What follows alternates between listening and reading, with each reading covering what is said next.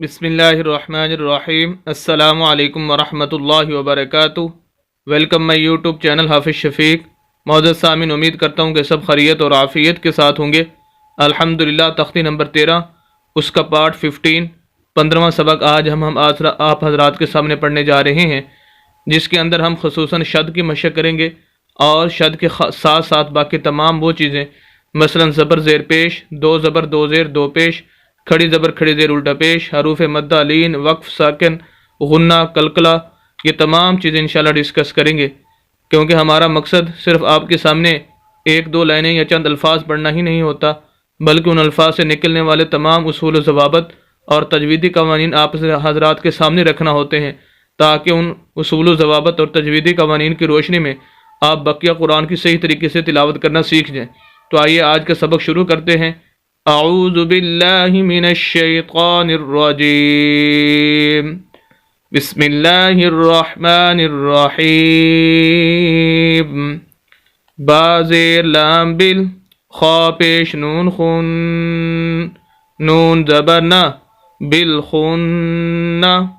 एक तो हम इस बा को इस्लाम के साथ मिलाएंगे, क्योंकि ये लाम साकिन है और साकिन हरूफ खुद हर्फ जितने भी होते हैं वो खुद ब खुद नहीं पढ़े जाते, उनको हेल्प की ज़रूरत होती है पिछले लफ्ज़ की। इस वजह से हम बा को लाम के साथ मिलाएंगे। अगरचे लाम से पिछला लफ्ज़ अलिफ है, लेकिन क्योंकि वो खाली या खाली होने की बिना पर हम उसको नहीं पढ़ेंगे और बा को डायरेक्ट हम लाम के साथ मिला देंगे। इसी तरह जिस तरह साकिन हरूफ खुद ब खुद नहीं पढ़ा जाता, इसी तरह जो शद वाला लफ्ज़ होता है, जैसे ये आगे नून, ये शद वाला है, ये भी खुद ब खुद नहीं पढ़ा जाता, बल्कि पहले इसको हम पिछले लफ्ज़ के साथ मिलाते हैं, फिर ये खुद पढ़ना होता है इस लफ्ज़ को। तो गोया शद वाला लफ्ज़ दो मरतबा पढ़ा जाता है।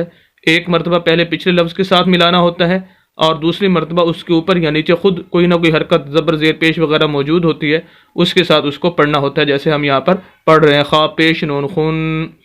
तीसरी बात यहाँ पर यह है कि शद वाले लफ्ज़ को हमने सख्त करके पढ़ना होता है और हल्की सी आवाज़ को रोक कर हम पढ़ते हैं।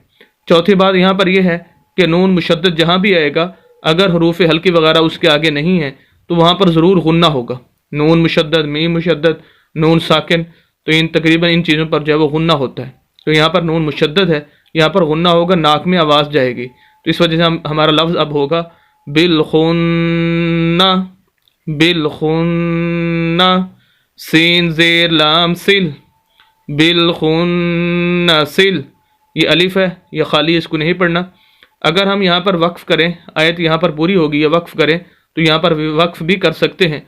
फिर उसका तरीका ये होगा कि आखिरी लफ्ज़ जो सीन है हम इसको साकिन कर देंगे, और जैसे ही हम इसको साकिन करेंगे तो इसकी ज़ेर ख़त्म हो जाएगी और यहाँ पर वक्फ़ हो जाएगा और लफ्ज़ होगा बिल खुन्नस, बिल खुन्नस। जब हम यहाँ पर वक्फ़ कर लेंगे, फिर हम इस लफ्ज़ को जब पढ़ेंगे तो साफ ज़ाहिर है कि ये लाम साकिन है और साकिन हर्फ पिछले लफ्ज़ के साथ, पिछले लफ्ज़ को साकिन हर्फ के साथ मिलाना होता है। और पिछले लफ्ज़ यहाँ पर अलिफ है और अलिफ के ऊपर कोई हरकत वगैरह नहीं है, यानी हमज़ा नहीं है, बल्कि ये अलिफ है। तो ये कैसे मिलाएंगे? तो उसके लिए फिर हम ये अलिफ के ऊपर जो है वो ज़बर लगा देंगे, और फिर जब अलिफ के ऊपर ज़बर लगाएंगे फिर ये अलिफ नहीं रहेगा बल्कि हमज़ा बन जाएगा। फिर हम इसको पढ़ेंगे हमज़ा ज़बर लाम अल। अगर मिला के पढ़ें, सीन ज़ेर लाम सिल, फिर अलिफ खाली हो जाएगा, इसको छोड़ देंगे। तो दोनों तरीके से पढ़ सकते हैं। हमज़ा ज़बर लाम अल, जीम ज़बर जा, अल जा, वाव ज़बर अलिफ वा, अल जवा। ये वाव के आगे अलिफ है और ये अलिफ मद्दा है, इसी बिना पर हम वाव को लंबा कर रहे हैं, खींच रहे हैं। वैसे तो हरूफ मद्दा 3 होते हैं, अलिफ मद्दा, वाव मद्दा और या मद्दा। तो मुस्तकिल वीडियो मेरे चैनल पर मौजूद हैं इन तीनों की, आप वहाँ पर जाकर देख सकते हैं और इनकी अलामात और निशानियाँ भी देख सकते हैं कि अलिफ मद्दा कौन सा होता है, वाव मद्दा और या मद्दा क्या होता है, इनको पढ़ने का तरीका क्या है। तो बहरहाल ऐसा अलिफ जिसके पिछले लफ्ज़ के ऊपर ज़बर हो, अलिफ मद्दा कहलाता है। ऐसा अलिफ खाली जिसके पिछले लफ्ज़ के ऊपर ज़बर हो। अब ये अलिफ खाली है, इसके पिछले लफ्ज़ के ऊपर, ये पिछले लफ्ज़ वाव है और वाव के ऊपर ज़बर है, तो ये अलिफ मद्दा कहलाएगा। वाव को लंबा करेंगे और ये कुरान के अंदर इस तरह के अल्फाज बहुत ज़्यादा इस्तेमाल होते हैं। तो बहरहाल अल जवा, रा ज़ेर लाम रिल, अल जवारिल, दरमियान में अलिफ खाली है, नहीं पढ़ना। काफ पेश नून कुन, नून ज़बर ना, कुन्ना, फिर नून मुशद्दद है, नून मुशद्दद जहाँ भी आएगा गुन्ना होगा, नाक में आवाज़ जाएगी। कुन्ना, सीन ज़ेर सी, कुन्ना सी, अल जवारिल कुन्ना सी। वक्फ करेंगे, आयत पूरी हो गई है। आखिरी हर्फ सीन है, साकिन कर देंगे। जैसे हम इसको साकिन करेंगे, साकिन वाली अलामत ये है, जैसे ये सीन के ऊपर ये वाली अलामत आएगी वक्फ की वजह से, तो ये ज़ेर इसकी ख़त्म हो जाएगी, क्योंकि यही इसका कानून है कि जब आयत पूरी हो जाए तो लफ्ज़ पर वक्फ किया जाए। तो वक्फ जैसे ही करेंगे तो ये इसको साकिन करना ज़रूरी होगा। तो अब हमारा लफ्ज़ हो जाएगा अल जवारिल कुन्नस, अल जवारिल कुन्नस। अगर हम इन दोनों को मिलाकर पढ़ें तो वो इस तरह होगा बिल खुन्नसिल जवारिल कुन्नस। फिर यहाँ पर वक्फ नहीं करेंगे बल्कि आखिरी लफ्ज़ पर वक्फ करेंगे। तो दोनों तरीके से पढ़ सकते हैं, इसको अलग और इसको अलग, या दोनों को आपस में मिलाकर।